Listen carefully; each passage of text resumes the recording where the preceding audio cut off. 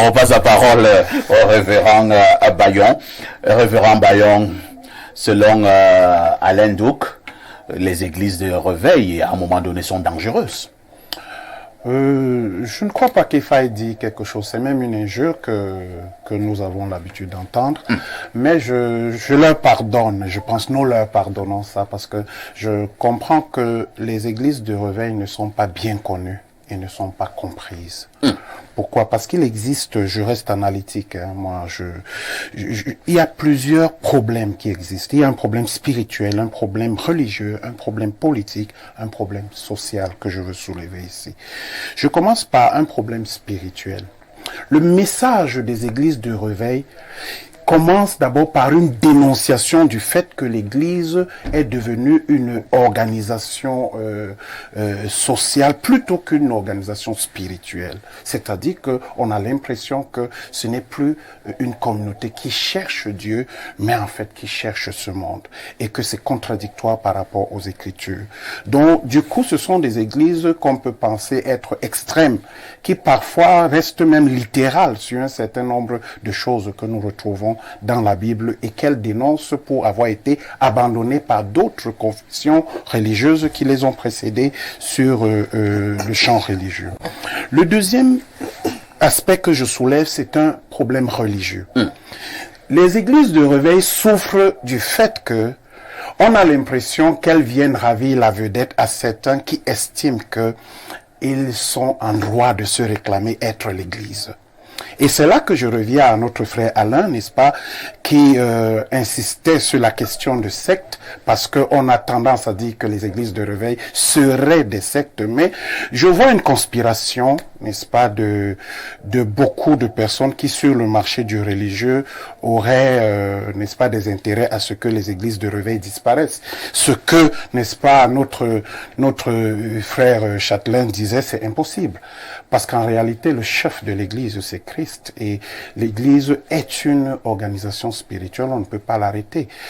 Je le dis haut et fort. Moi, j'ai dit que c'est toutes les dénominations qui sont les sectes. Parce que je ne stigmatise pas le pentecôtisme. Nous avons été stigmatisés. Toutes les églises organisées. Tu moi, permets? c'est ce que je dis, c'est des sectes. Alain, tu permets. Les églises de réveil sont stigmatisées parce que, j'ai dit, je vais revenir sur le problème politique. Parce que il n'est pas question que non politiques se lèvent et disent les églises de réveil. Ça, c'est une stigmatisation. Attendez un peu. N'allons pas en désordre. Révérend, calmons-nous. Les églises. Révérend, calmons-nous. On va aller en ordre, hein, parce que j'ai l'impression qu'on voulait manipuler les masses. Atanganji n'a pas dit qu'il va fermer toutes les églises de réveil. Il a dit qu'il n'y a que le président de la République, le seul qui peut donner une autorisation de fonctionnement à une église. Il a dit une église. OK? Alors, si une église de réveil ne respecte pas la norme législative, est-ce que Atanganji n'est pas dans son rôle de fermer ce genre d'église? Laissez-moi porter mon analyse politique. Mais pourquoi vous ne répondez pas à ma question? J'en viens. Juste pour vous dire que la stigmatisation, vous avez de manière parcellaire interprété ce que le ministre a dit. Mais il est clair que le ministre a parlé des églises de réveil. Il n'a pas dit on va fermer les églises catholiques qui n'ont pas le décret. Il n'a pas dit on va fermer des églises. Il a dit l'église catholique est la première à avoir le décret. Vous manquez d'informations. Une des premières, elle ne peut pas passer la troisième. Je dis, elle est la troisième. Mais les églises de réveil sont la deuxième église qui a été autorisée en 1960 ici est une église de réveil. Monsieur, pour votre gouverneur. Oui, mais il y a une prolifération anarchique de ces entités. J'en viens sur le problème politique. Du tapage, etc. J'estime, restons analytiques, j'estime qu'un homme politique, n'est-ce pas, devrait faire attention dans la stigmatisation parfois de ce qu'on peut appeler des minorités. Il y a des gens qui vont être blessés dans leur susceptibilité parce qu'ils estiment que leur contribution au bâtissement de l'édifice national, ils donnent une certaine contribution. Ce n'est pas comme lui, il le donnerait. Mais les églises de réveil ont, n'est-ce pas, c'est discutable, révérend. Moi, je voudrais vous parce dire... que moi, j'aimerais parfait à poser la question du bilan ici et vous avez trouvé que ça fait sa place. Je n'ai pas répondu à cette question. Je reprends. Il a donné un bilan spirituel, gagner les hommes. marasme économique, quelle est votre contribution? Qu'est-ce que l'Église a fait pour changer la donne? Première chose. Sur 5 Camerounais, 4 jeunes Camerounais n'ont pas d'emploi. Qu'est-ce que vous avez exactement fait? C'est pas l'Église qui a la responsabilité. Vous faites du livre. C'est pas parfait. Le rôle de l'Église n'est pas de trouver l'emploi au Cameroun. Vous faites du tapage de lecture. Alain Doc, vous avez eu votre temps de parole et vous avez abondamment on remet du calme sur ce plateau. Le révérend Bayon, reprenez la parole et faites un effort de chuter pour que les autres aient également un peu de parole pour argumenter. J'aimerais dire que nous ne sommes pas dans une société désordonnée. L'Église a son rôle. Le rôle de l'Église n'est pas le ministère des Finances. Le rôle de l'Église, ce n'est pas le ministère de l'Éducation. Le rôle de l'Église, ce n'est pas tout ce que vous attendez de l'Église.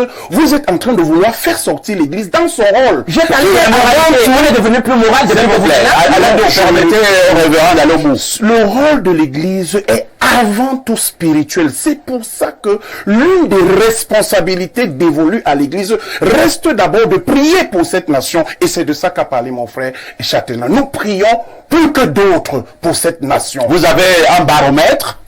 Vous avez un baromètre. Chacun juge. C'est une bonne question. Deuxième chose que je veux dire, l'Église fait des efforts sur le plan social. Nous avons dans les églises de réveil des écoles. Il y a beaucoup d'écoles, mais seulement nous avons un problème. Du fait qu'on refuse la reconnaissance d'un mouvement de réveil au Cameroun, beaucoup de gens, quand ils créent des églises, qui créent des écoles, les mettent sous des signes individuels. C'est-à-dire que vous n'allez pas voir université comme nous avons. Je suis un ancien étudiant de l'université catholique au Cameroun. Donc pour dire que nous ne voyons pas université de telle église, de tel ministère, tout simplement parce que certains on leur refuse même les papiers. Pourquoi? Parce que certains, c'est comme si on nous refuse d'exister. Nous assistons à une forme d'annihilation. Il y a une conspiration contre l'église de réveil. C'est ça que je dis. Effectivement, il y a une forme d'un désir d'annihilation des églises de réveil. Plutôt que de les aider à s'organiser et à produire davantage du fruit. C'est compris. La plupart des églises conventionnelles ont des subventions. Elles sont encadrées. Mais nous, on essaye à chaque fois de pointer les églises de réveil parce que un pasteur a fait quelque chose quelque part, alors on va se lever à la télé, on va dire on va fermer nos églises. Il faut que un administrateur ait des querelles avec son épouse à la maison pour qu'on ferme les églises de réveil.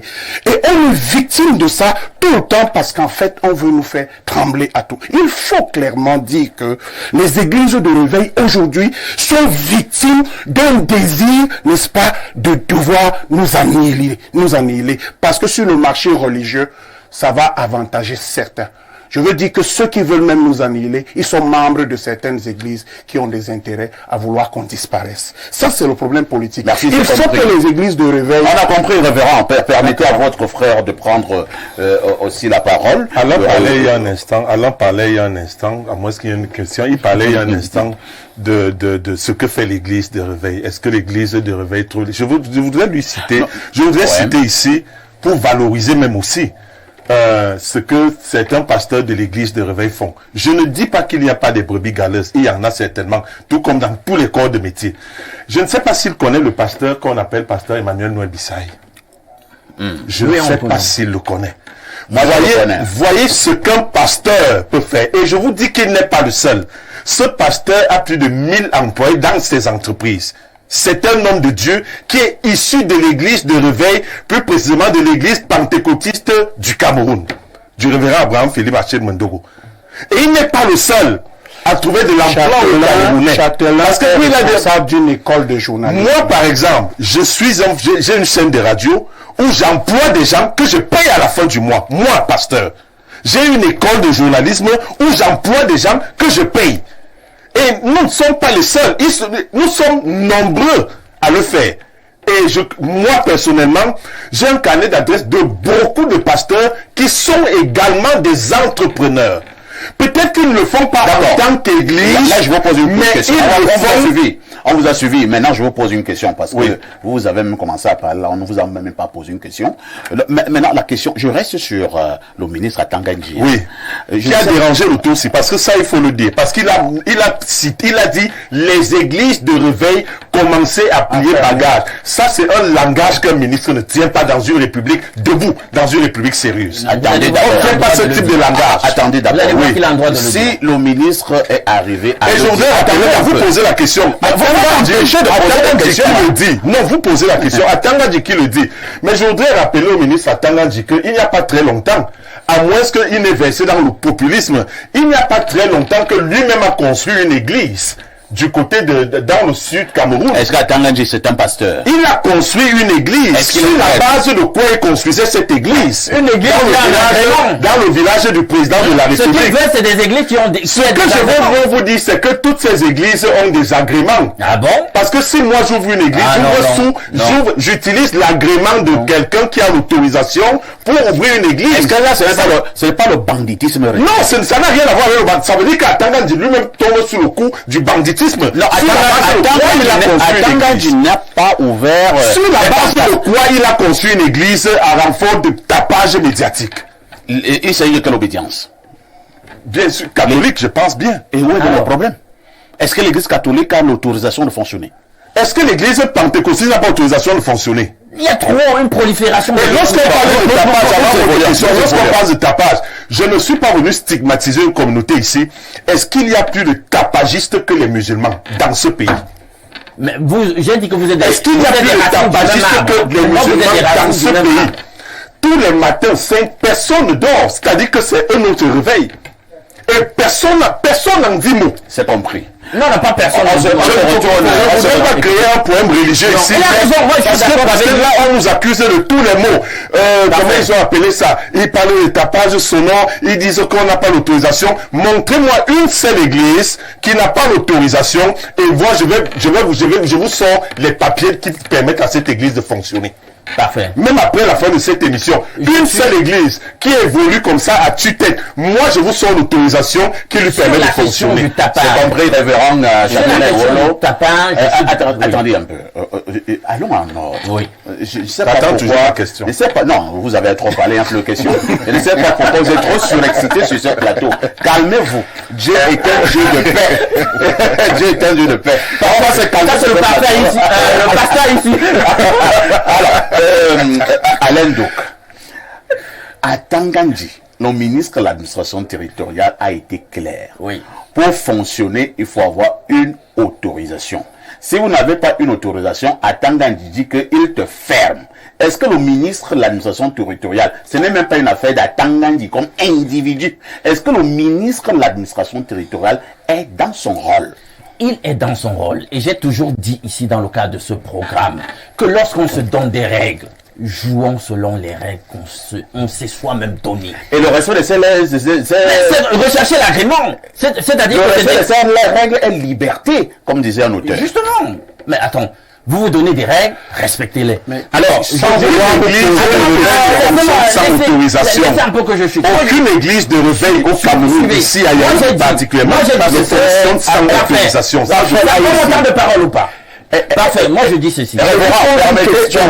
Est-ce que depuis que nous connaissons les questions des églises ici, a-t-on déjà mené un dialogue avec les églises de réveil pour pouvoir voir comment on peut résoudre tel ou tel problème? Jamais on a fait une telle chose. Moi je vais seulement on essaye de trouver des motifs pour pouvoir l'enfermer parce que ça avantage certains. Je crois qu'il faut savoir que le ministre est d'une certaine obédience. C'est compris. Parfait. Cette posture victimaire ne m'arrange pas. Pourquoi? Parce qu'il y a déjà un certain nombre de dénominations dites pentecôtistes qui ont des agréments de l'État. Ça veut dire qu'en soi, l'État n'a pas foncièrement un problème avec vous.